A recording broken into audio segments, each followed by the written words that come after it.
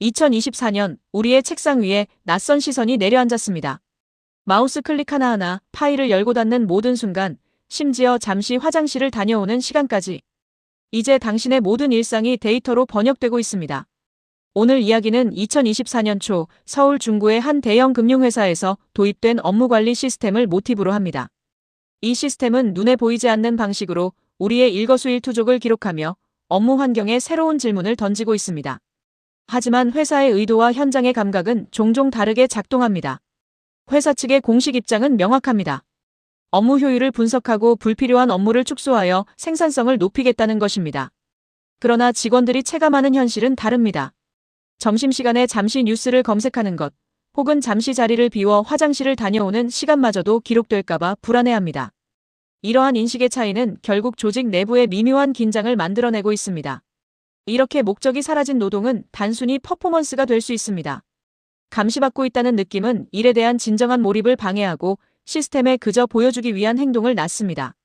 모니터 앞 체류 시간을 억지로 늘리거나 불필요한 파일을 계속 열어두는 등의 가짜 노동이 시작되는 것이죠. 이는 결국 업무의 본질적 가치를 훼손하고 생산성 저하로 이어질 수 있습니다. 그렇다면 우리가 매일 남기는 디지털 발자국은 어떻게 해부될까요? 크게 세 가지 지표로 나눌 수 있습니다. 첫째, 시간 지표입니다. PC를 켜고 끄는 시간, 개별 프로그램 사용 시간이 여기에 해당합니다. 둘째, 행동 지표입니다. 키보드 타이핑 속도나 마우스 이동 패턴 같은 세부적인 움직임이 기록됩니다. 마지막으로 소통 지표입니다.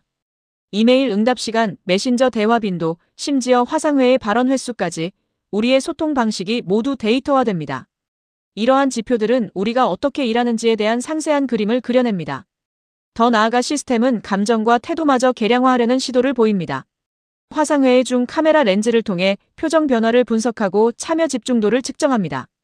또한 이메일 및 메신저 텍스트의 뉘앙스를 분석하여 감정 상태를 추론하기도 합니다. 이렇게 산출된 데이터로 협업 지수와 소통 활성도 같은 보이지 않는 꼬리표가 매겨지며 우리의 정성적인 영역까지도 숫자로 평가받게 됩니다. 기쁨은 몇 %, 피곤함은 몇 %, 집중도는 몇 %씩으로 말이죠.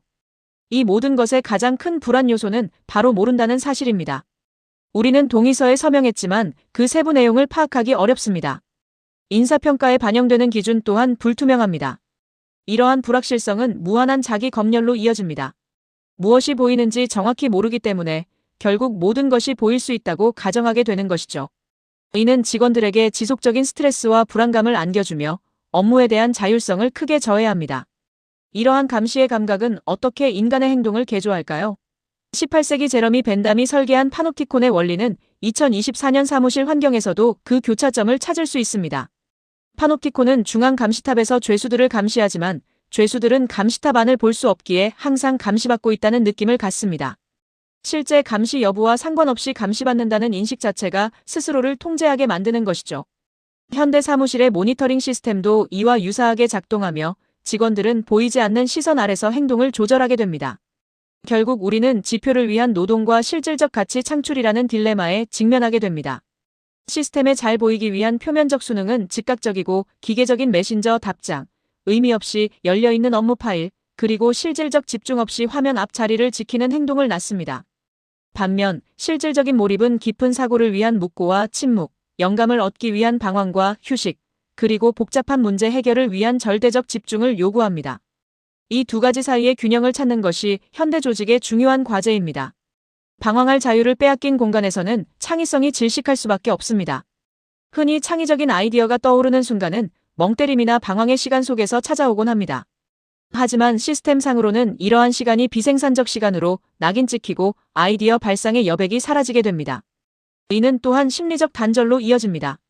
회사는 나를 믿지 않는다는 강력한 메시지로 작용하며 진심을 다하는 대신 최소한의 노력만 투입하는 콰이어트 퀴팅이 합리적인 전략이 되는 아이러니한 상황을 초래합니다.